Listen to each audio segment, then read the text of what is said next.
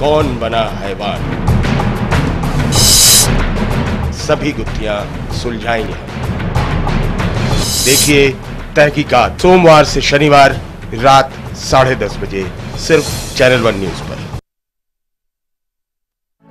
नारी पर हो अब कोई घात, नहीं करेंगे हम बर्दाश्त। बहुत हुई सिसकी और हिचकी, अब टूटी है उसकी चुप्पी, बुलंद हुई उसकी आवाज। खामोश खड़ा क्यों देश समाज, बेखौफ कहो तुम हक की बात। चैनल 1 है तुम्हारे साथ। चैनल 1 न्यूज महिलाओं पर होने वाले किसी भी तरह के अत्याचार की निंदा करता है और हर समय ऐसे अपराध के खिलाफ आपकी बुलंद आवाज के साथ है। मकसदे वजूदे कायनात। हजरत इब्राहिम अलैहिस्सलाम को आग में डाल दिया गया, लेकिन वो आग इब्राहिम अलैहिस्सलाम को जला नहीं सकी। मिटा दो अपनी हस्ती को गर कुछ मर्तबा चाहो, कि दाना खाक में मिलकर गुले गुलजार होता है। किसी आवाज को नहीं सुन रहे? कौन सी आवाज? किसी बच्चे की आवाज। जी हाँ, कुरान पाक सदियों से हमारी रहनुमाई कर रहा है। शायद दुनिया में कोई भी इसे फरामोश नहीं कर सकता।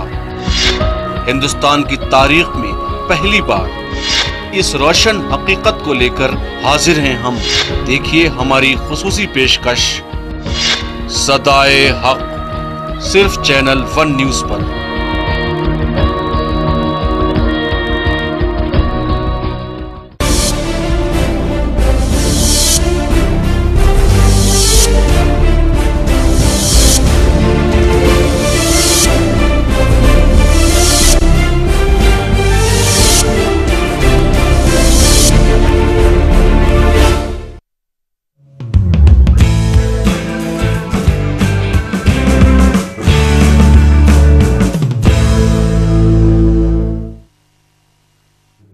नमस्कार, आप देख रहे हैं न्यूज़ लाइन और मैं हूं यूसुफ अंसारी।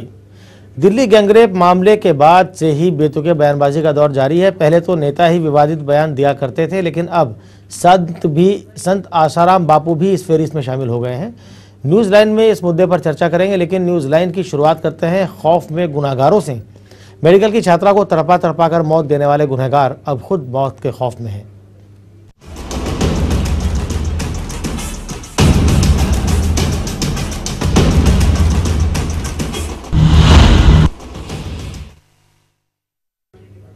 दिल्ली गैंगरेप मामले में 5 आरोपियों की साकेत कोर्ट में पेशी हुई। इस दौरान सख्त सजा से बचने की उम्मीद लिए 2 आरोपियों ने सरकारी गवाह बनने की इच्छा जताई है, लेकिन दिल्ली पुलिस के सूत्रों के मुताबिक उसे सरकारी गवाह की जरूरत नहीं है, क्योंकि उनके पास दोषियों को सजा दिलाने के लिए माकूल सबूत हैं। राजधानी समेत पूरे देश को झकझोर देने वाले वसंत विहार गैंगरेप मामले में 5 आरोपी राम सिंह, मुकेश, पवन गुप्ता, विनय शर्मा और अक्षय ठाकुर की साकेत कोर्ट में पेशी हुई। सुनवाई बंद कमरे में हुई, साथ ही वीडियो रिकॉर्डिंग की गई। सुनवाई के वक्त सिर्फ आरोपी और वकील ही कोर्ट रूम में मौजूद थे।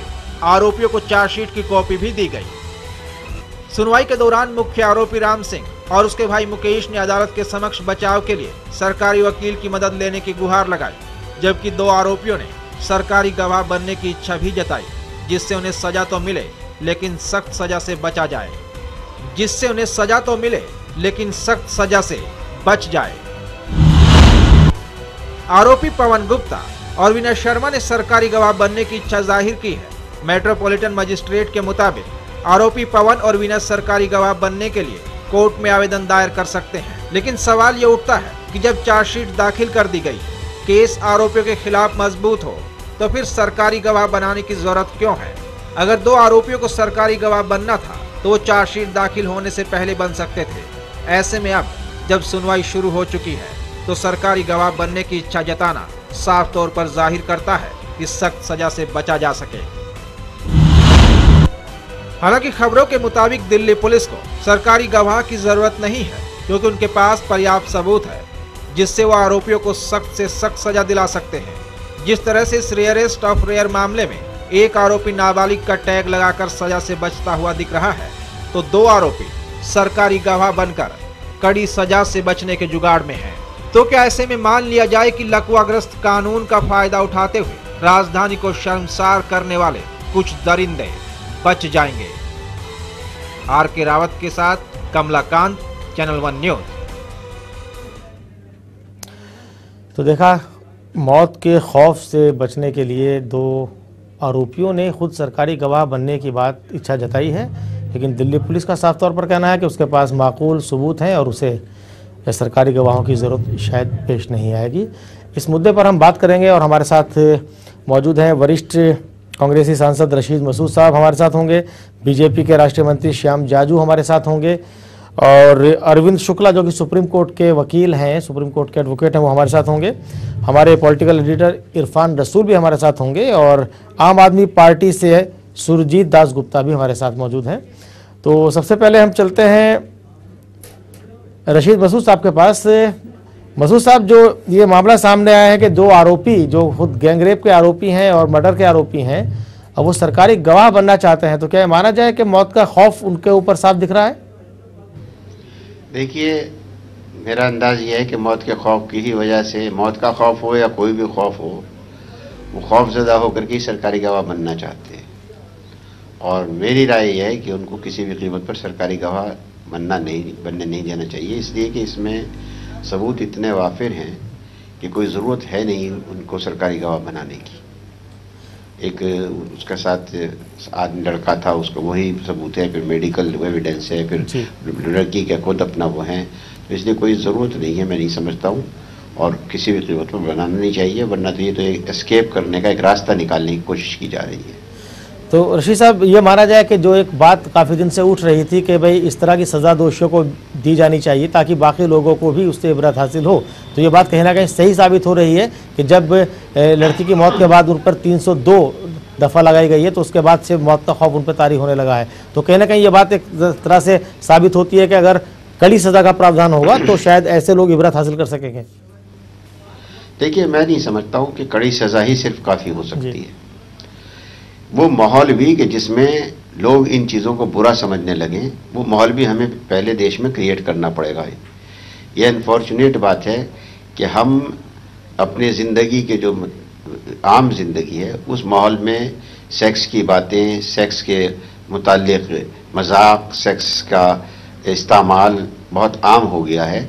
हमें समाज में ये बात पैदा करना पड़ेगी कि हम अपनी सभ्यता और अपने जो हमारा अपनी तहजीब है उसकी तरफ अगर वापस नहीं होंगे तो मैं नहीं समझता हूँ कि हम इन सब सज़ाएँ सख्त बचा सकती है। हमें सज़ा तो मर्डर की भी है, लेकिन क्या मर्डर रुक गए? जी, मौत की सज़ा है लेकिन रुकते नहीं, और बहुत सी सज़ाएँ सख्त से सख्त।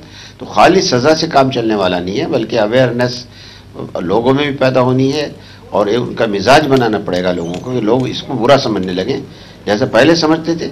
लेकिन जब से हम मगरिबियत की तरफ भागना शुरू किया है, जब से ये बात तो सही है कि हमारे स्टैंडर्ड्स में, हिंदुस्तानी स्टैंडर्ड्स में या इस्लामिक स्टैंडर्ड्स में या हिंदू धर्म के स्टैंडर्ड्स में कमी आई है। तो बहुत सही बात आपने कही मसूद साहब कि जब तक सोच नहीं बदलेगी और उसको हम गलत को गलत नहीं समझेंगे तब तक खाली सख्त सज़ा के भरोसे हम समाज को नहीं छोड़ सकते हैं। श्याम जाजू जी, आप क्या कहेंगे इस बारे में? जी, ये तो बात सही है। केवल कानून अस्तित्व में रहने से उसका क्रियान्वयन अगर नहीं करेंगे, उसके इम्प्लीमेंटेशन में कसर छोड़ेंगे जी, तो उसके लिए जिस प्रकार के लिए कानून उपलब्ध है उसका पर्पज सर्व नहीं होगा। समाज में इसका डर होना चाहिए। जो कृत्य हम कर रहे हैं उसके लिए जो सजा का प्रावधान है, समाज के नजर की शर्म भी उसमें होनी चाहिए और उसके इंप्लीमेंटेशन में कोई भी कसर नहीं छूटेगी। ऐसा जब लगेगा तो गुनहगार पर निश्चित रूप से कंट्रोल हो सकता है। केवल कॉन्स्टिट्यूशन के आधार पर समाज नहीं चलता जी। समाज में दंड शक्ति का उपस्थित रहना अपने आप में एक बड़ी बात है और उसका अभाव हमें समाज में दिख रहा है। उसका अभाव दिख रहा है समाज में। कानून की सहायता अपने न्याय मिलने के लिए होने के बजाय लोग उससे परहेज करने लगते हैं। जो पुलिस थाना हमारे मदद के लिए है उसका उपयोग लोगों को वो हरेसमेंट लगती है। इस प्रकार का माहौल जब तक हम नहीं बदलेंगे, ये समाज को उपयोगी साबित नहीं होगी। जी जादू जी, इस पर हम चर्चा जारी रखेंगे कि समाज की सोच कैसे बदले और ढांचा कैसे बदले। अभी हम इसके कुछ कानूनी पहलुओं की तरफ रोशनी डालते हैं और बात करते हैं अरविंद शुक्ला जी से, जो कि सुप्रीम कोर्ट के वकील हैं। शायद उनसे भी संपर्क स्थापित नहीं हो पाया। सुरजीत जी, आप हमारे साथ स्टूडियो में मौजूद हैं।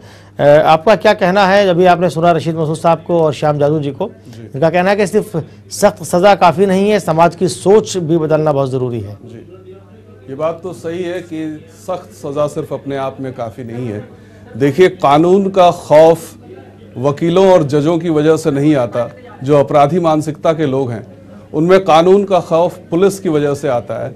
यानी लॉ से भी अधिक लॉ एनफोर्समेंट जो है, अगर अपराधी को ये लगे या अपराधी मानसिकता वाले को ऐसा लगे कि मैं अपराध करते ही तुरंत पकड़ा जाऊंगा और तुरंत केस की सुनवाई होगी, जल्द से जल्द सजा मिलेगी, तब उसके मन में ये खौफ बैठेगा कि गलत काम नहीं करना चाहिए।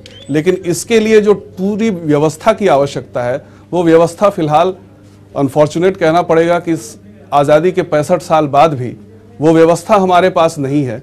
ऐसे थाने नहीं हैं जहां पर कि संवेदनशीलता के साथ कोई पुलिस वाला, भले ही महिला पुलिस अधिकारी ना हो, अगर पुरुष अधिकारी भी है तो वो संवेदनशीलता के साथ रपट दर्ज कराए। ऐसे केंद्र नहीं है हर जगह पे। जैसे गांव में कई ऐसे केसेस होते हैं। अभी हाल ही में एक बयान आया, वो भी बड़ा दुर्भाग्यजनक था कि ऐसे केसेस भारत में नहीं होते, सिर्फ इंडिया में होते हैं। यानी कहने का मतलब था कि गांव में ऐसे केसेस होते नहीं है, सिर्फ शहरों में होते हैं। जबकि गांव की स्थिति इतनी दयनीय है कि वहां पर ऐसे केसेस रिपोर्ट ही नहीं होते हैं, रिपोर्ट नहीं होते। जबकि वहां पर जातिवाद इतनी चरम सीमा पर है कि जातिवाद के मसले सुलझाने के लिए महिलाओं पे अत्याचार होता है, और भी प्रॉपर्टी डिस्प्यूट को सुलझाने के लिए महिलाओं पे अत्याचार होता है। लेकिन सबसे पहले तो मैं इसका ये जो आप जो दो आरोपी हैं जिन्होंने सरकारी गवाह बनने की इच्छा जताई है, इस पर आप क्या कहेंगे? इस पर हम यही कहेंगे कि ये जो तुरंत कार्रवाई हुई है, इसका श्रेय आम लोगों पे जाता है, जिन्होंने भारी संख्या में जो सड़क पे उतर आए। और सड़क पे उतर आने की वजह से, जैसा कि हम आमतौर पे देखते नहीं है, बहुत ही ढिलाई बरती जाती है प्रशासन की तरफ से। इस बार बड़ी तेजी से कार्रवाई हुई। इसका श्रेय आम जनता पर जाता है, आम जनता को जाता है, जिन्होंने सरकार पर इतना दबाव डाला कि प्रशासन का तंत्र जो है वो तुरंत कारगर हो गया। लेकिन ये सिर्फ दिल्ली में हो ये काफी नहीं है। ये खबरें जो अपराधी, जो आरोपी हैं, उन तक भी ये खबरें जरूर पहुंच रही होंगी।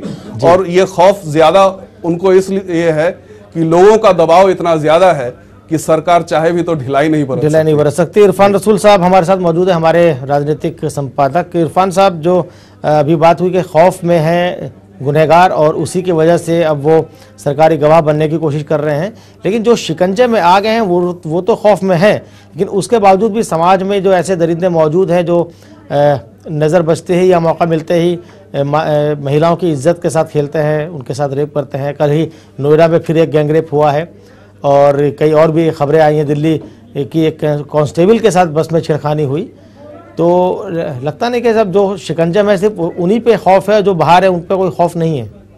कितने शीरी हैं तेरे लब की रकीब, गालियां खा के भी बेमजा न हुआ। सवाल यूसुफ साहब ये है कि हर आदमी कह रहा है, रशीद मसूद साहब गवर्नमेंट में हैं, कांग्रेस की सरकार है, वो भी कह रहे हैं, ये यहाँ हमारे मोहतरम जो मेहमान हैं वो भी कह रहे हैं, हर आदमी कह रहा है सलूशन क्या है, हल क्या है। अब फांसी की सज़ा की बात उठी तो और भी चीज़ें उसमें जो चीज़ें शामिल होती हैं, जिस तरह नाबालिग या गैंग रेप या सरकारी गवाह बनने की बात हो रही है, तो गुनहगार जो है, जो सलाखों के पीछे है, जो कानून के शिकंजे में है, अब वो ये कहेगा, वो भी उसकी बात भी यहाँ सुनी जाती है। बहुत बड़ा मुल्क है, बहुत बड़ा जमहूरी निज़ाम है। सवाल ये, इसका सवाल ही क्या है कि सरकारी गवाह उसको बनाया जाए। कड़ी सज़ा या कानून नहीं, बल्कि सज़ा दी जाए और सज़ा नज़र आए, और सिर्फ एक केस नहीं है, ऐसे बहुत से केस हैं। अगर फास्ट ट्रैक कोर्ट की शुरुआत भी है या चल रहा है फास्ट ट्रैक कोर्ट कहीं, तो ऐसे हजारों केस हैं जो पेंडिंग हैं। तो फैसला तो सबके लिए होगा। न जाने कितनी माँ बहनों और बहन बेटियों को इंसाफ का इंतजार है। तो इंसाफ नजर आना चाहिए, वो कहीं भी हो, कभी भी हो, किसी भी स्टेट, किसी भी सूबे में हो, सिर्फ दिल्ली के लिए नहीं, वो हर जगह इंसाफ नजर आना चाहिए। बहुत सही बात आपने कही कि इंसाफ नजर आना चाहिए, और सिर्फ एक मामले में नहीं कि चूंकि एक मामले पर बवाल मचा है, जनता खड़ी हुई है, इसका मतलब नहीं कि सिर्फ उसी को इंसाफ मिले, बाकी सबको भी इंसाफ मिले। इसकी कानूनी पेचीदगियों पर हम बात करते हैं अरविंद शुक्ला जी से। अरविंद जी, जो गवाह, सरकारी गवाह बनने की इच्छा जताई है 2 आरोपियों ने, तो क्या आपको लगता है कि चार्जशीट दाखिल होने के बाद ये मुमकिन है?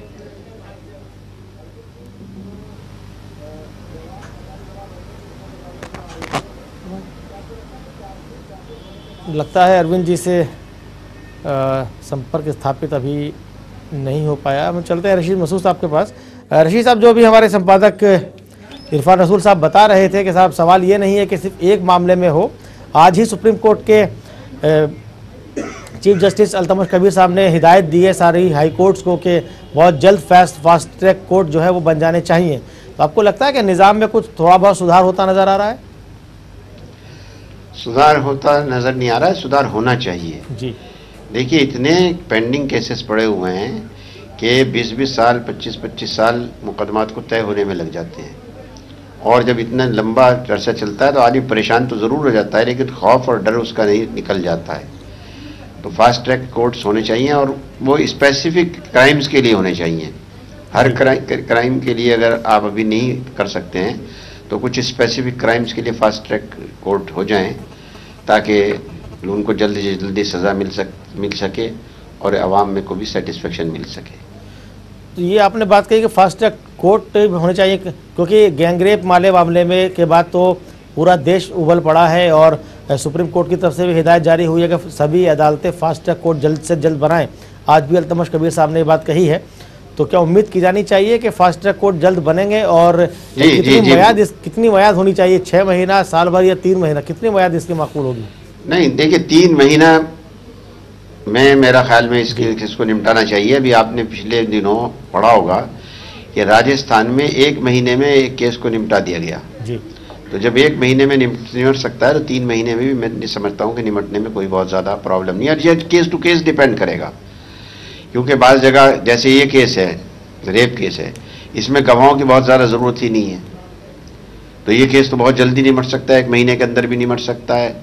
ज़्यादा से ज़्यादा अगर कुछ वो होगा 1.5-2 महीने लग सकते हैं। लेकिन जहाँ गवाह ज़्यादा हैं वहाँ कुछ थोड़ा सा वक्त और लंबा ले सकते हैं। लेकिन मैं समझता हूँ 3 महीने या 4 महीने से ज़्यादा का वक्त नहीं होना चाहिए, इसमें इसको डिसाइड होना चाहिए। 3-4 महीने से ज़्यादा का वक्त नहीं होना चाहिए। श्याम जी, आप क्या कहेंगे? आपको लगता है कि सुप्रीम कोर्ट की हिदायत के बाद कुछ हरकत होगी और फास्ट ट्रैक कोर्ट जल्दी देश में बनेंगे, और इस तरह के जो मामले हैं गैंग रेप या रेप से मुतालिक, उनमें तेज़ी आएगी और हालत बदलेंगे? निश्चित रूप से जो जन आंदोलन खड़ा हुआ है, जो जनता ने जो मूवमेंट खड़ी की, जो स्वयं प्रेरणा से लोग आगे आए हैं, इसलिए देश में जागृति खड़ी हुई है। फास्ट ट्रैक कोर्ट का चलना ये उस पर ही आधारित है। अभी भी सरकार ने फास्ट ट्रैक कोर्ट के लिए टाइम बाउंड कोई प्रोग्राम डिक्लेयर नहीं किया है। ये हम समझते हैं कि इसके लिए time bound programme case to case अलग होगा, सब्जेक्टिवली उसका निर्णय होगा, पर लोगों के मन में यह एहसास तो हो कि इस प्रकार के कोर्ट के माध्यम से तुरंत न्याय मिलेगा। जब तक सरकारी गवाह बनने की बात है तो सरकारी गवाह बनने का प्रावधान इसलिए है कि जिसको सजा देनी है वो पक्की हो, वो कंफर्म हो, उसका जो सबूत है उसको सपोर्टिंग हो रहे। पर ये जो केस सामने आया इसमें कोई सपोर्ट की जरूरत नहीं है, मामला बड़ा स्पष्ट है, इसलिए कोई सरकारी गवाह बनाने को किसी को भी माइल्ड अप्रोच रखने की जरूरत नहीं है। पूरे देश की भावना को ध्यान में रखते हुए ऑन मेरिट इस केस को जल्दी से जल्दी निपटाना चाहिए और इसमें सख्त सजा देनी चाहिए। वापस इस प्रकार का कृत्य करने की इच्छा इस प्रकार की किसी के मन में भी नहीं आए और पूरे देश में एक मिसाल स्थापित हो कि जन आंदोलन जब होता है तो कानून के आधार पर निर्णय हो सकते हैं, परिवर्तन इससे आ सकता है जी। इस प्रकार के परिवर्तन से इस समाज का प्रबोधन होगा और ये जरूरी है। श्याम जादू जी, आपने बहुत पते की बात कही है कि समाज का जब प्रेशर होता है, जब दबाव होता है, तो उस पर बातचीत और कानून पर अमल में तेज़ी आती है। अरविंद शुक्ला के हमारे साथ जुड़ चुके हैं, सुप्रीम कोर्ट के वकील हैं। हम जानते हैं उनसे कि क्या कानूनी पेचीदगियां हैं सरकारी गवाह बनाने की, और क्या अरविंद जी चार्जशीट दाखिल हो चुकी है, 6 के 6 जो आरोपी थे वो पकड़े गए हैं, और अब सरकारी गवाह बनने की जो बात आई है, लोगों ने इच्छा जताई है, तो क्या माना जाए कि कानून के खौफ से, डर की वजह से उन्होंने ऐसा किया है, और क्या पॉसिबल है चार्जशीट दाखिल होने के बाद किसी का सरकारी गवाह बनना? देखिए, सरकारी गवाह बनना कोई ऐसा मैंडेटरी नहीं है किसी भी इंसान को कि सरकारी गवाह बनाया जाए जी। सरकारी गवाह सीआरपीसी के प्रोविजन 306 और 307 के अंतर्गत जब किसी स्टेज में किसी प्रोसिक्यूशन को लगता है कि उसके पास कोई एविडेंस नहीं अवेलेबल है, तो एक्यूज पर्सन्स में से ही किसी पर्टिकुलर एक्यूज को या एक से ज़्यादा एक्यूज को लेकर के ऑफर दिया जाता है कि हम आपको सरकारी गवाह बनाएंगे, जिससे कि आप प्रोसिक्यूशन को सपोर्ट करेंगे, और उसके बेसिस पर ही आगे की कार्रवाई चल सकती है, जिसमें ट्रायल कंक्लूड किया जा सकता है जी। इसके बाद रही बात जहां तक कि पार्डन करने की, तो ये इस पे मजिस्ट्रेट का या सेशंस कोर्ट का कंप्लीट डिस्क्रिशन है कि वो चाहे तो उस एक्यूज के लिए सजा माफ कर सकता है या कम कर सकता है। लेकिन इस पर्टिकुलर केस के अंतर्गत जहां पर पूरे तरीके से एविडेंसेस मौजूद हैं और इनमें चार्जशीट भी आ गई है और पूरे तरीके से पुलिस ने अपने आप को सक्षम पाया है और एविडेंसेस भी सफिशिएंट है जिसमें कन्विक्शन किया जा सकता है, तो ये एप्लीकेशन चाहे एक्यूज की तरफ से कुछ भी आ जाए, कोई ज़रूरी नहीं है कि इसमें प्रोसिक्यूशन इनको एक्सेप्ट करे अपना सरकारी गवाह बनाने के लिए और उसके बेसिस पर इनको कोई सहूलियत दी जाए।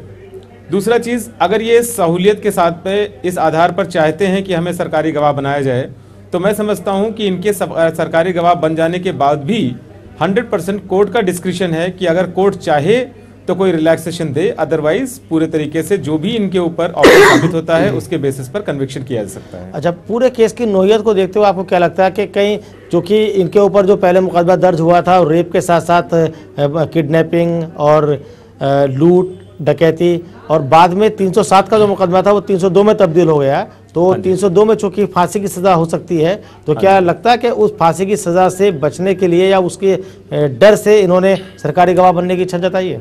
बिल्कुल सही कह रहे हैं, 100% ये इसके अलावा और कोई इसका अख्तियार है ही नहीं, क्योंकि ये इनको मालूम है कि एक ऐसा मैटर है जिसमें पूरे तरीके से एविडेंस है। लड़की ने मरने से पहले अपना खुद बयान दिया है जिसको मजिस्ट्रेट ने रिकॉर्ड किया है, 2 बार बयान रिकॉर्ड हुआ है जी। और जिसमें पूरे इंसिडेंट का मेरे हिसाब से डिस्क्रिप्शन होना चाहिए। 40 विटनेसेस कोर्ट ने, प्रोसिक्यूशन ने दिए हैं, पुलिस ने, तो इन सर्कमस्टांसेस में जो एविडेंस है वो पूरे तरीके से एस्टेब्लिश करती है कि ऑफेंस हुआ है, और शायद इसमें कोई भी ऐसा नहीं होगा जो इस मैटर को सीरियसली ना ले और किसी भी तरीके से कोई इनको फायदा मिल सके एक्यूज पर्सन्स को। तो इनको मालूम ही है जब ऐसे ऑफेंस के लिए डेथ सेंटेंस ही अवार्ड होना है, तो ये चाहते हैं किसी तरीके से डेथ के बजाय हमें कुछ कम पनिशमेंट मिल जाए। तो इसका मतलब ये हुआ कि जो एक बात उठ रही थी कि अगर कड़ी सज़ा होगी तो उससे कुछ लोगों में खौफ होगा, तो बात अभी आई थी कि जब जो पुलिस के शिकंजे में है उनमें तो खौफ है, लेकिन इस खौफ के बाद जो बाकी जगहों पे है, जो समाज में आज़ाद घूम रहे हैं दरिंदे, उनमें कहीं खौफ नज़र नहीं आ रहा है। अभी कल ही की बात है, गैंगरेप की घटना एक नोएडा में सामने आई है। दिल्ली में बस में एक महिला कांस्टेबल के साथ छेड़खानी हुई है, और देश भर की अगर हम बात करें तो जब से दिल्ली का गैंगरेप वाला मामला हुआ है उसके बाद कई और जगहों से भी गैंगरेप की खबरें आई हैं। करीब 400-500 तक का ये आंकड़ा है पिछले 15-20 दिन में, या बात करें तो 22 दिन के अंदर अंदर। नहीं, बिल्कुल सही कह रहे हैं आप। मैं समझता हूं शायद इस प्रकार के हादसे तो बड़े आम रूप में होते रहते हैं, छेड़छाड़ के या रेप वगैरह के, लेकिन आज की डेट में हमारे देश के अंदर एक मुहिम छिड़ गई है इस चीज़ के ऊपर कि जो छेड़छाड़ की घटनाएं हैं या रेप की है, आज मीडिया इसको पूरे तरीके से कवर कर रहा है। लड़कियां भी जिनके साथ में इस प्रकार के हादसे होते थे वो शायद अब पूरे तरीके से खुल करके सामने आती हैं, चीज़ों को रिपोर्ट करती हैं, और पुलिस को भी ये समझ में आ रहा है कि इसको हम दबा नहीं सकते हैं, इसलिए ऑफेंसेस पर रजिस्ट्रेशंस हो रहे हैं। तो ये ऑफेंस जो हो रहे हैं और इनके ऊपर शायद प्रॉपर तरीके से अगर ये मुहिम चलती रही तो देश के अंदर काफ़ी सुधार आएगा। और जैसा कि मैंने पहले कहा है कि जो इस प्रकार की चीज़ें होती हैं, खासतौर पे स्कूल के स्तर में या अलग अलग जगहों पे, यहाँ पर काउंसलिंग के लिए प्रोविजन जरूर लाना चाहिए स्कूलों में, क्योंकि साइकोलॉजी टेस्ट से इन सब चीज़ों को चेक किया जा सकता है, और इससे बहुत सारे ऐसे बच्चे जो शायद मानसिक रूप पे क्रिमिनल बनने की मेंटालिटीज़ की तरफ आगे बढ़ रहे हैं, उनको रोकथाम की जा सकती है और ऐसे क्रिमिनल्स को हम प्रिवेंट कर सकते हैं फ्यूचर के लिए।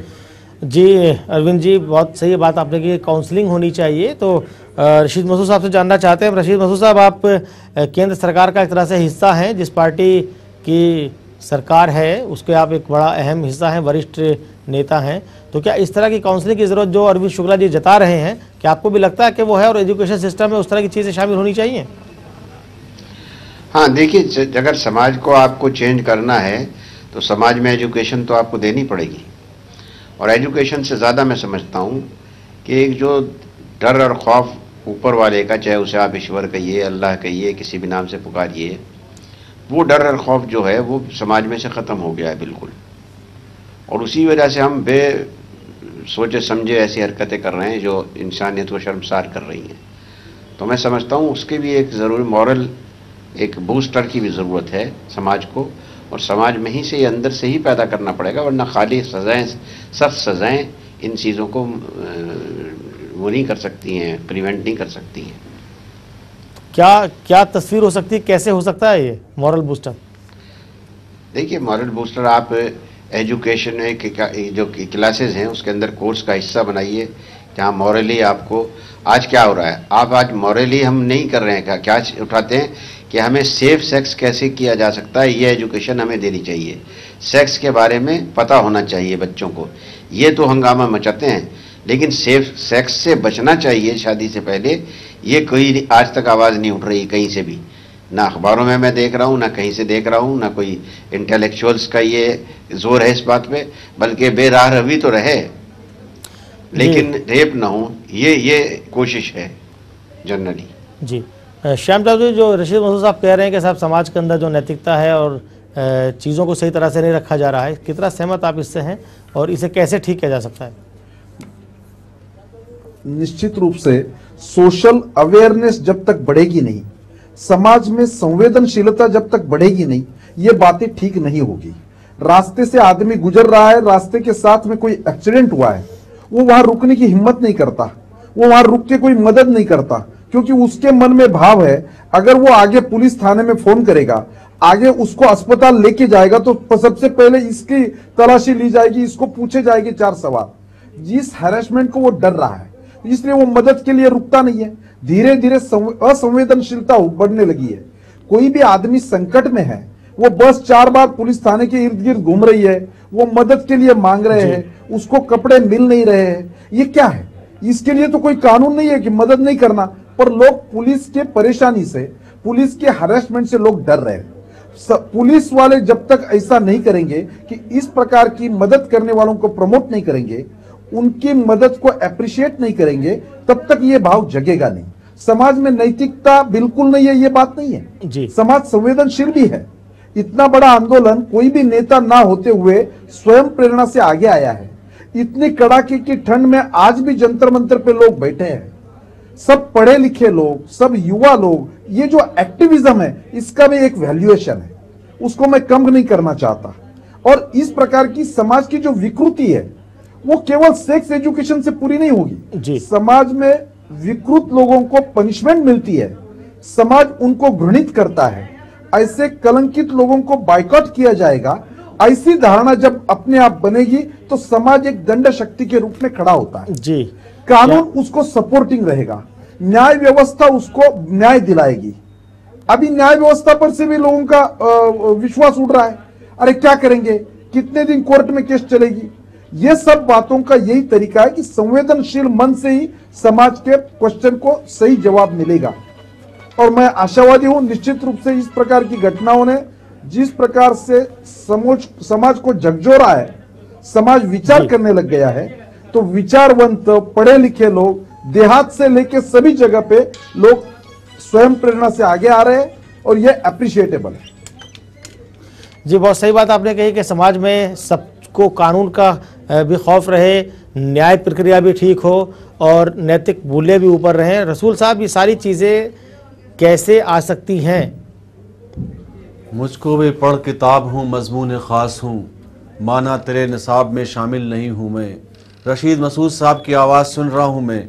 सब होना चाहिए, लेकिन कांग्रेस क्या कर रही है, भारत सरकार क्या कर रही है? क्या सिलेबस में इस तरह की चीज़ें शामिल की गई हैं? क्या सिलेबस में इस तरह की चीज़ें शामिल की जाएंगी? क्या HR मिनिस्ट्री, एजुकेशन मिनिस्ट्री कुछ कर रही है? मसूद साहब आपसे सवाल है। माजूम 8 दिन इसको हुए हैं, आप सारी चीज़ें गवर्नमेंट से चाहते हैं, जो इतनी डिमांड्स रखी गई थी जी वो सारी गवर्नमेंट्स ने मान ली। तो अब उसके बाद अब जिसका दायरा आप जितना वसी करते चले जाएंगे और उस पर सब पे सवाल को पूछेंगे कि आज कर रही है, तो ये आज एक दिन के करने की बात नहीं हो सकती है। कौन से कदम उठाए गए हैं? ये बहुत दिन से कदम सारे कौन से नहीं उठाए गए, एक दिन में कदम उठेगा क्या? ये कह दिया उन्होंने कि फास्ट ट्रैक में इसको हम कराएंगे, कानून में तरमीम करेंगे, डेथ पेनल्टी की बात चल रही है रेप के लिए, तो सारी चीज़ें एक्सेप्टेबल हो गई हैं और क्या। तो लेकिन कानून है, कोई बच्चों की गुड़ियों का खेल नहीं है कि एक दिन में आप उठा कर इधर से इधर रख दोगे। कानून बनेगा, पार्लियामेंट में आएगा, पहले मुसव्वदा बनेगा, फिर उसके बहस होगी, फिर उसके बाद कानून पार्लियामेंट में आएगा, फिर पार्लियामेंट में बहस होगी, तब जाके कानून बनेगा। ये तो बरसों लग जाएंगे, मुझे लगता है बरसों लग जाएंगे इंसाफ की इस दरकार को। बरसों इरफान नहीं, लेकिन कुछ वक्त तो लगेगा ही। जी रशीद मसूद साहब, सही बात आपने कही कि कानून बनेगा, पहले मसौदा बनेगा, फिर उस पर चर्चा होगी, संसद में आएगा, तब जाके कानून में कोई बदलाव हो सकता है। अभी वक्त हो चला है ब्रेक का। ब्रेक के बाद हम लौटेंगे और चर्चा करेंगे कि इस अहम मुद्दे पर नेताओं के या दूसरे लोगों के किस तरह से बेतुके बयानबाजी अभी तक जारी है। सभी मेहमान हमारे साथ बने रहेंगे, आप कहीं मत जाएगा। ब्रेक के बाद तुरंत लौटते हैं।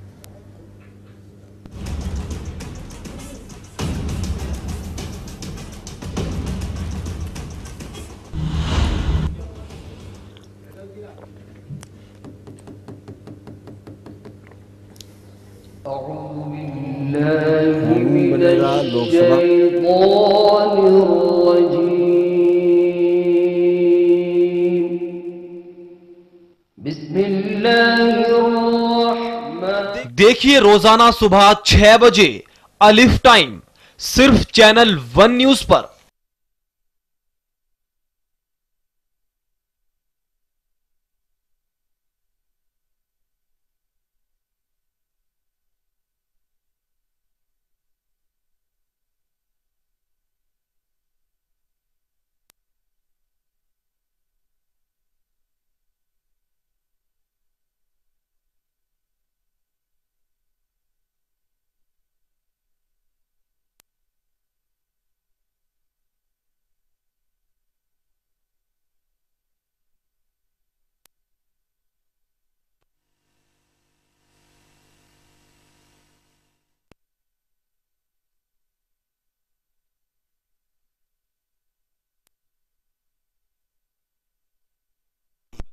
कायनात।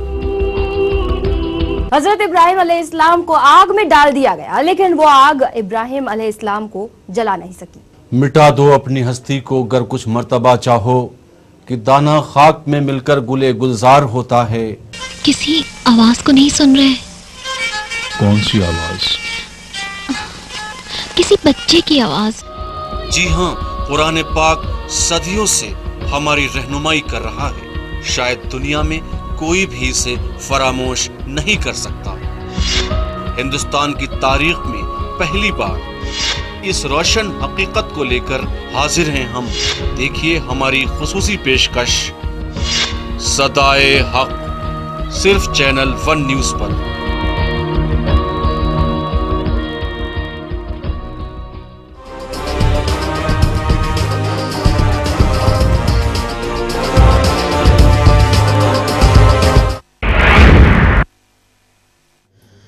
दिल्ली न्यूजीलैंड में एक बार फिर आपका स्वागत है। दिल्ली में गैंगरेप की घटना के बाद से ही आए दिन बेतुके बयानबाजी का दौर जारी है। कभी नेताओं की जुबान फिसलती है तो कभी आरएसएस प्रमुख इंडिया और भारत में अंतर समझाते हैं। अब इस फेरिस्त में एक और नाम जुड़ गया है और वो नाम है संत आसाराम बापू का। आसाराम बापू ने पीड़ित लड़की को गैंगरेप के लिए दोषी ठहराते हुए कहा है कि ताली एक हाथ से नहीं बजती, दोनों हाथों से बजती है।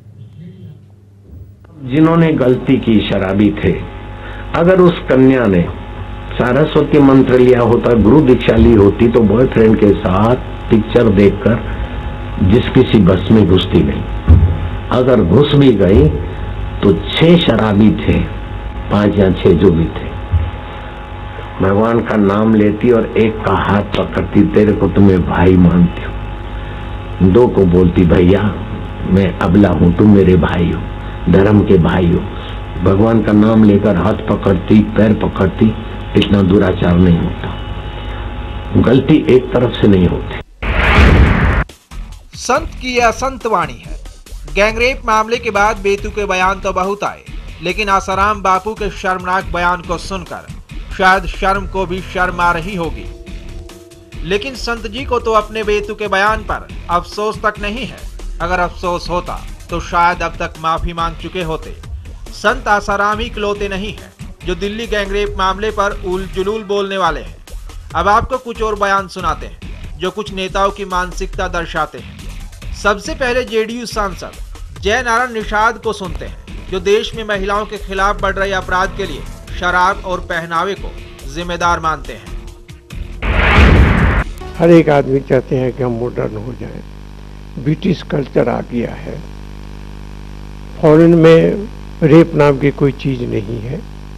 उधर ये है मर्जी से लोगों का, और वही रहन सहन हम लोग यहाँ सीख गए हैं। अब पहनावे पर ही, चाहे किसी का हो, चाहे नौजवान का नजर हो, चाहे बुजुर्ग का नजर हो, पहनावे पर चली ही जाती है। आरएसएस प्रमुख मोहन भागवत ने तो हद ही पार करते हुए भारत और इंडिया का अंतर समझाते हुए कहा कि रेप इंडिया में ज्यादा होता है, भारत में कम। बलात्कार की घटनाएं इंडिया में ज्यादा और भारत में कम होती है। इस बदजुबानी में बीजेपी भी पीछे कहां है। राजस्थान के अलवर से विधायक बनवारी लाल सिंघल लड़कियों की स्कर्ट पर पाबंदी लगाने की नसीहत दे रहे थे, तो मध्य प्रदेश के उद्योग मंत्री कैलाश विजयवर्गीय महिलाओं को लक्ष्मण रेखा में रहने का ज्ञान बांट रहे थे। मेरा मानना है कि इस प्रकार से ये जो यूनिफॉर्म है, इसका जैसे 12th और 11th और 12th स्टैंडर्ड की जो बच्चियां हैं, उनकी यूनिफॉर्म में बदलाव होने से निश्चित रूप से जो एक अंतर आएगा। एक ही शब्द है सिर्फ, मर्यादा। मर्यादा का उल्लंघन होता है तो सीता हरण हो जाता है। जब लक्ष्मण रेखा हर व्यक्ति की खींची हुई है, उस लक्ष्मण रेखा को कोई भी पार करेगा तो रावण सामने बैठा तो सीता हरण करके ले जाएगा। अब इन बेतुके बयानों पर हंसा जाए या इन लोगों से सवाल पूछा जाए, इन पर असर तो पड़ने वाला है नहीं। क्या करेंगे आप और क्या करेंगे हम, क्योंकि बेतुके बयान तो आगे भी आएंगे। रजनीश त्रिपाठी के साथ कमलाकांत, चैनल 1 न्यूज। तो देखा आपने, जितने मुंह उतनी बातें, हर तरफ जुबान फिसल रही है या ऐसे बयान जिसकी कोई तुक नजर नहीं आता। रशीद मसूद साहब, जो आसाराम बापू जी ने आज कहा है, उस पर क्या कहेंगे आप? अफसोस के अलावा क्या कर सकता हूं कि निहायत अफसोस की बात यह है कि आसाराम बापू साहब को यह पता होना चाहिए कि जब आदमी पे शैतान सवार होता है, वो माँ और बाप और बेटी बनाने से रुकता नहीं। नंबर 2 बात यह है कि जो ताली दोनों हाथ से बजाने का ताल्लुक है, दोनों हाथ से ताली जब बजती है जब थोड़ी सी जान पहचान होती है कल्प्रिट से, मुलजिमान से। यहाँ तो उस बच्ची की कोई जान पहचान ही नहीं थी जी। और कोई भी आदमी जिसके पास दूसरा साधन नहीं है, बस से ही उसे चलना है, तो डीटीसी की बस में नहीं चलेगा तो फिर बापूजी भेज दें उसके पास मर्सिडीज अपनी, तो उससे चली जाया करेगी। वो तो जाएगी भी डीटीसी की बस में बैठेगी, और जब बैठेगी वहाँ उसके साथ ऐसा हादसा हो जाए तो उसमें उसकी क्या खता है। ये निहायत अफसोसनाक बात है। और अपने ऊपर वचन तक रहें, धार्मिक मामलों तक रहें। जब उनको इसका शऊर नहीं है कि सामाजिक मामलात में किस तरह और क्या बात करनी चाहिए, तो मैं समझता हूँ अपने आप को सिर्फ धार्मिक मामलात तक ही कन्फाइंड रखें। बहुत सही बात आपने कही मसूद साहब के सामाजिक मामलों पर किस तरह से बोलना, इसका शऊर आना चाहिए। जादू जी, आप किस नज़र से देखते हैं? सिर्फ आसाराम बापू की बात नहीं है, आपके नेताओं की भी जुबान फिसली है। आसाराम बापू जी का जब तक बयान का सवाल है जी, वो बिल्कुल बेतुका एवरी टावर में बैठकर कुछ तत्वज्ञान देकर समाज की धारणा नहीं होती। जो नरराक्षस जो घृणित कृत्य करने के लिए विकृत मानसिकता से उन्होंने उस लड़की को घेरा, उस बस में उसको किडनैप किया, और जिस प्रकार का कृत्य हुआ यह निश्चित कलंक का साबित करता है। वो लड़की उनको भाई भी कह दे और पिताजी भी कह दे, इससे उनकी मानसिकता नहीं बदलती। और इस प्रकार की बयान की दोनों हाथों से ताली बजती है, यह कहकर उस सजा वाला जो अपराधी का कार्रवाई हुई है उसको माइल्ड करने का कोई अप्रोच ठीक नहीं लगता। आसाराम बापू जी के बारे में हमें रिस्पेक्ट है, श्रद्धा है, पर आज का उनका बयान इस परिस्थिति में बिल्कुल नॉन कॉग्निजेबल होता है। नॉन कॉग्निजेबल होता जहां है। तक रहा भागवत जी के बयान का सवाल, भागवत जी ने जिस रेफरेंस से वो कहा वो रेफरेंस बदलकर मीडिया उसको प्रदर्शित कर रहा है। किस रेफरेंस पे 2 कहा दिन उन्होंने? पहले उनके साथ मंच पर, मैं भी मंच पर उनके साथ ही बैठा था जी। उन्होंने जो विवाह संस्था का वर्णन किया कि विदेश में विवाह संस्था ये कॉन्ट्रैक्ट के रूप में ली जाती है और अपने देश में वो एक संस्कार है और लोग उसको अलग ढंग से पेश कर रहे हैं, ये उन पर अन्याय है, ऐसा मुझे लगता है। लेकिन उन्होंने ये भी कहा था कि ये सब इंडिया बातें जो में ड्रेस रेप कोड होते हैं, भारत में नहीं महिलाओं होते। के व्यवहार का सवाल है, ये सब बातों में निश्चित रूप से उस रेफरेंस से इसको देखा जाना चाहिए। आसाराम बापू जी ने जो कहा है उससे हम सहमत नहीं है। आसाराम बापू को इस प्रकार का नहीं कहना चाहिए था और इस प्रकार के जो घृणित कृत्य हुआ है उसकी तीव्रता भी कम नहीं करनी चाहिए। श्याम जी, मोहन भागवत जी ने यह भी कहा है कि इंडिया में रेप होते हैं, भारत में नहीं होते। जहां तक भागवत जी ने इंडिया और भारत का वर्णन किया है जी, उसमें निश्चित रूप से ये कह सकते कि आज भी कई पैमाने पर गांवों में संस्कारों का वातावरण, इकट्ठा परिवारों का वातावरण ये है। शहर में इस प्रकार के कृत्य होने की बहुत ज्यादा संख्या बढ़ी है। इस आधार पे उन्होंने कहा था कोई शहरों को बदनाम करना और गांवों को सुरक्षित रखना, यह बात उसमें नहीं थी। इस प्रकार का कृत्य गांव में हो या शहर में हो कहीं भी क्षम्य नहीं है। लेकिन क्या रेप जैसे सेंसिटिव इशू को लेके शहर और गांव का फर्क समझाना जरूरी है इतने बड़े संगठन के मुखिया को? नहीं, उन्होंने जिस रेफरेंस से किया उसमें कोई दो राय हो नहीं सकती। शहरों में यह प्रमाण ज्यादा है, यह कोई नकार नहीं सकता। अभी अरविंद जी हमारे साथ मौजूद है। अरविंद जी, आप सुप्रीम कोर्ट के वकील हैं, आप बहुत सारे केसेस आपने देखे होंगे, क्या आप ये बात कह सकते हैं कि शहरों में ज्यादा रेप होते हैं और गांव में कम होते हैं? ऐसा कुछ है? मैं तो बल्कि ये कहूंगा कि शायद शहरों में जागरूकता ज्यादा होती है, इसलिए लड़कियां अगर अपने साथ कोई अनहोनी या इस प्रकार की घटना घटती है तो फौरन ही उसको पुलिस को सूचित करती हैं, उसके ऊपर कार्रवाई की जाती है। गाँवों में इस प्रकार की जो घटनाएं होती हैं उसको दबा दिया जाता है और शायद ये आवाज आगे बढ़ नहीं पाती है, इसलिए इसकी सूचना नहीं प्राप्त हो पाती है।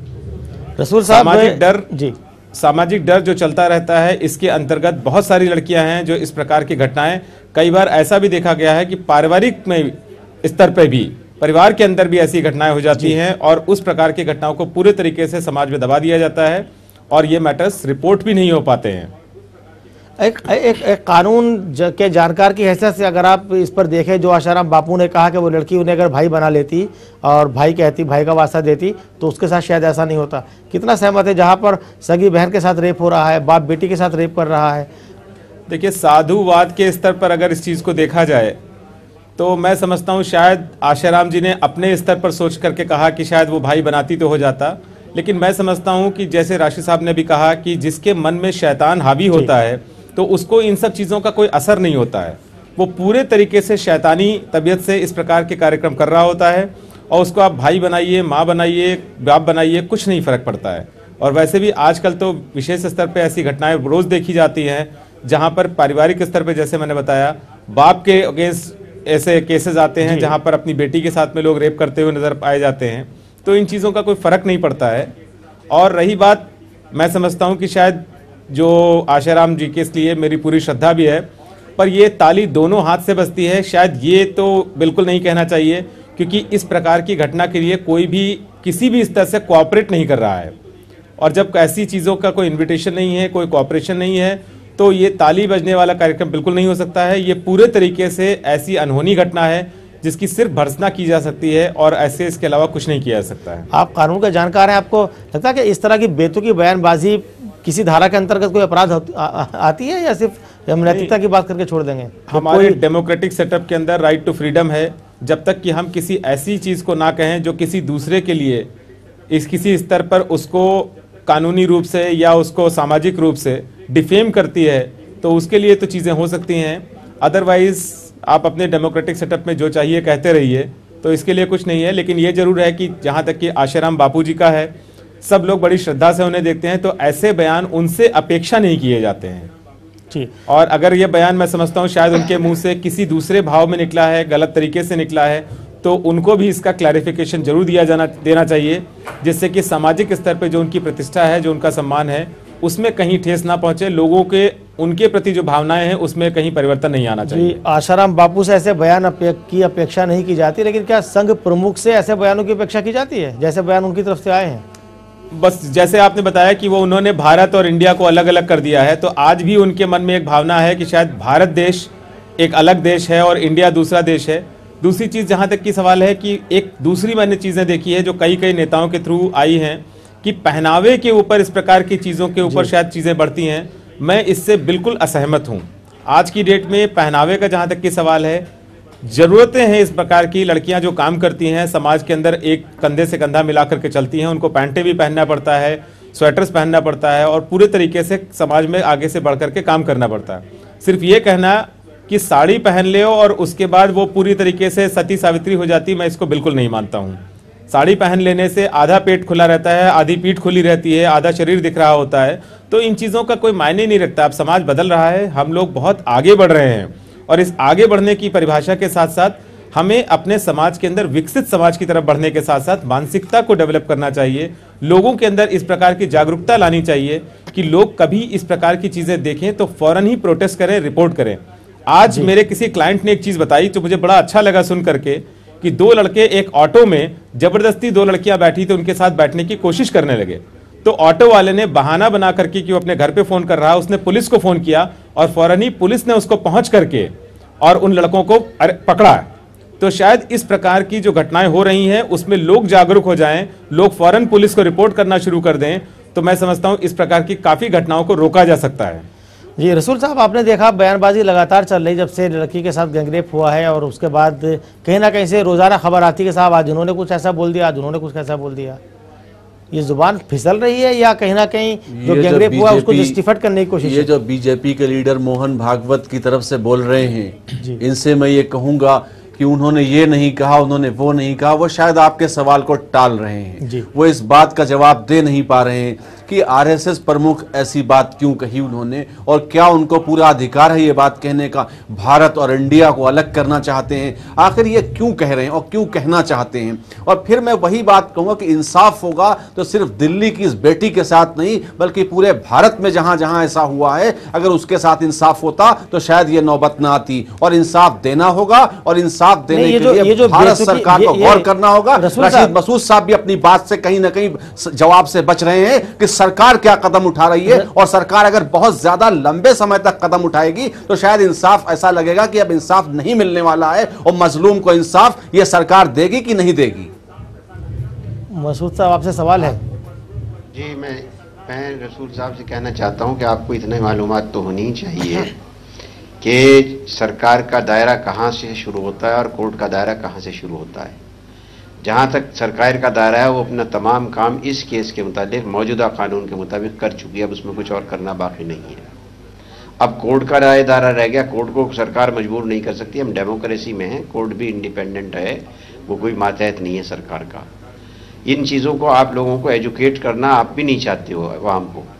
आप लोग अवाम को गलत इंफॉर्मेशंस देते हैं और उनको मतलब ये है कि एजुकेशन का तरफ ले जाना ही चाहते हैं। अच्छा मसूद साहब, हमें भी अपनी दुरुस्तगी करनी चाहिए। रशीद मसूद साहब, ये पहला केस नहीं है, और भी मुकदमे और भी केसेस ऐसे हुए हैं आज पुलिस में ऐसा बात इस केस की हो रही है। आज बात इस केस की हो रही है और इसी केस को लेकर के तमाम महवर यही बना हुआ है, इसी के चारों तरफ चल रहा है, इसीलिए मैं उसी के बारे में बात कर रहा हूँ।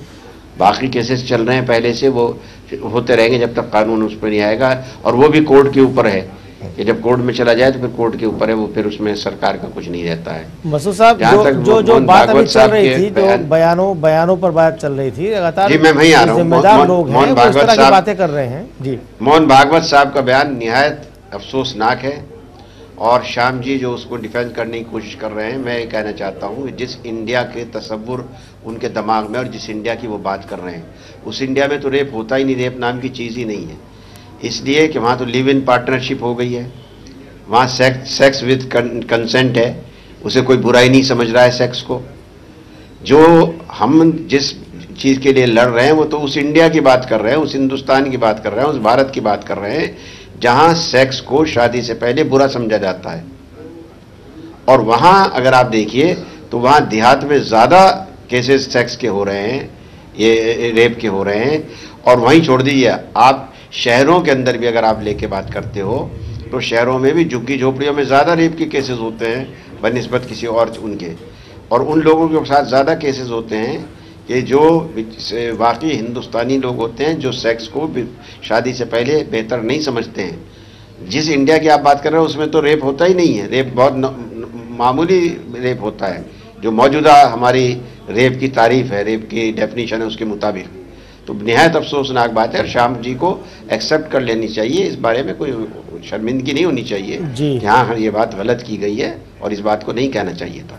हाँ सुरजीत जी, आप बताएंगे कि जो नेताओं की लगातार बयानबाजी आ रही है, सिलसिला कैसे रुके और क्या ये जिम्मेदारों की गैर जिम्मेदारी नहीं है? गैर जिम्मेदारी तो है ही, लेकिन ये सिलसिला तुरंत रुकने वाला नहीं है, क्योंकि इससे उनकी मानसिकता जो है वो बाहर झलक रही है।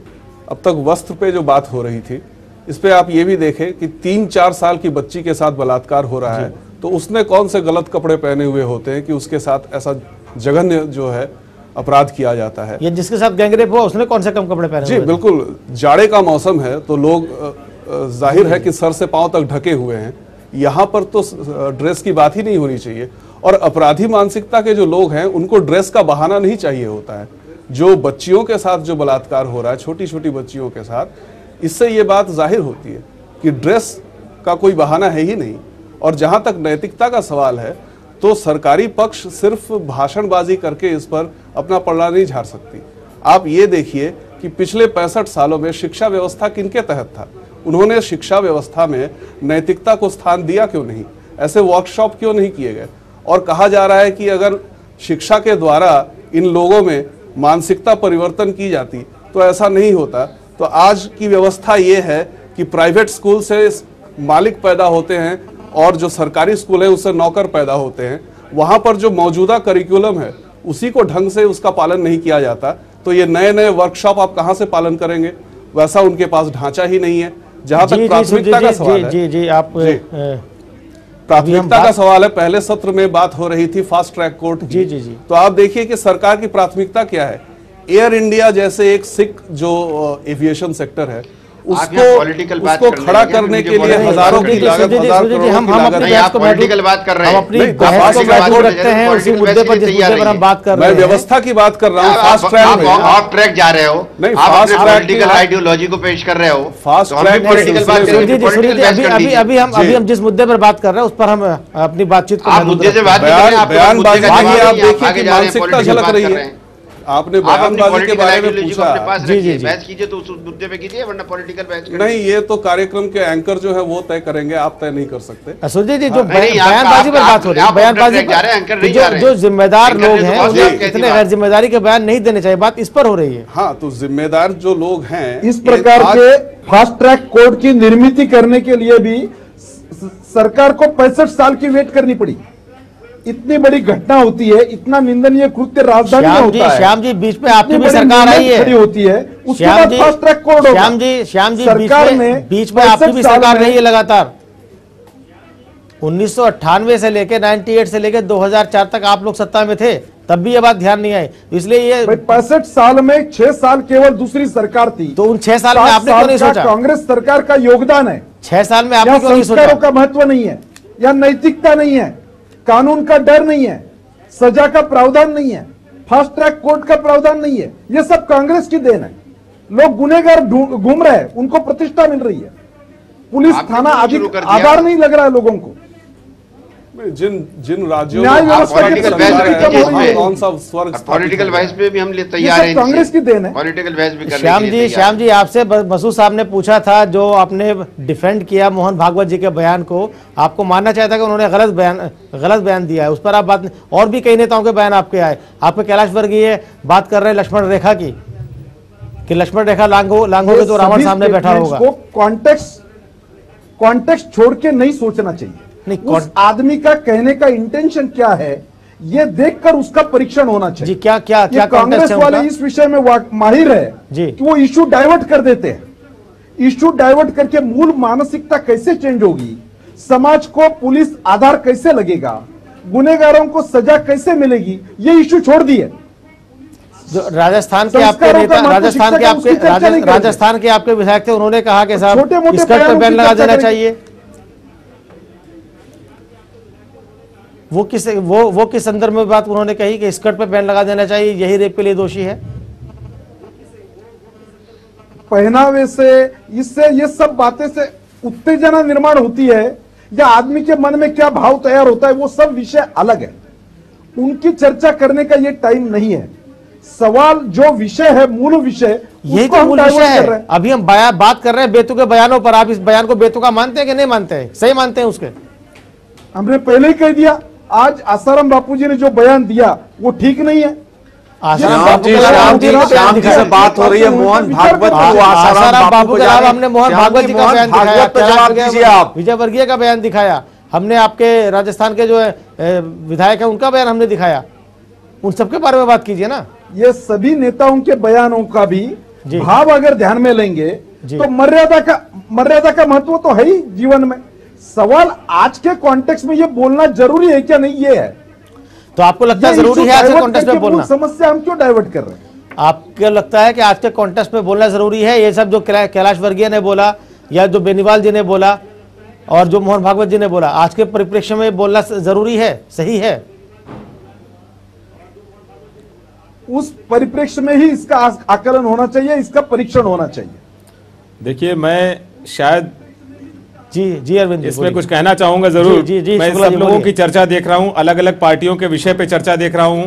कहीं ना कहीं आप लोग अपने इस पर्टिकुलर चीज पे, जिस इशू पे हम लोग हैं, हम चाहते हैं कि उन्मुक्त समाज जिसमें किसी भी प्रकार की, यदि किसी ने कोई गलती किया है तो उसको उजागर करने में हमें शर्म नहीं होनी चाहिए, बल्कि खुल करके एक्सेप्ट करना चाहिए। अगर हमने गलती किया है तो हम उसको डिफेंड करने लगते हैं तो आप समझिए गलत चीज को बढ़ावा देते हैं।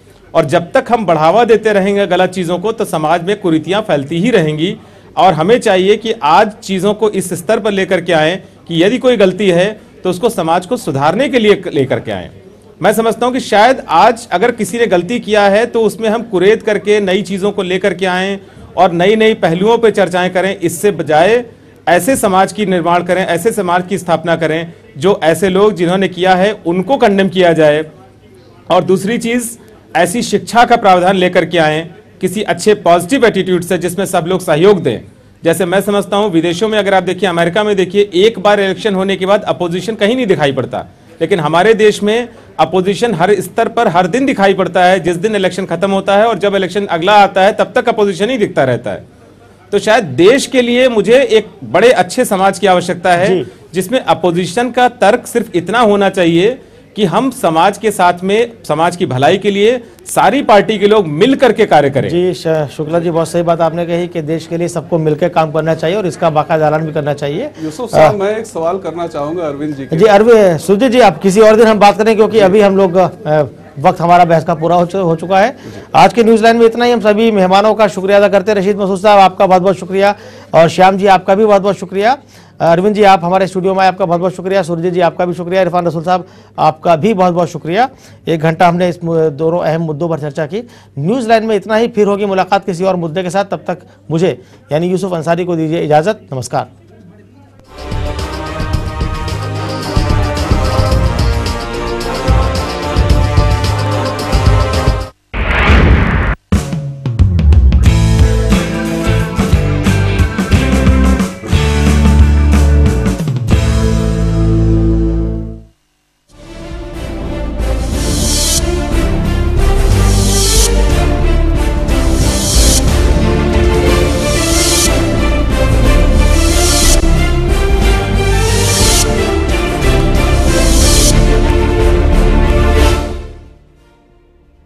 तालीम, रोजगार, तरबियत, तहजीब,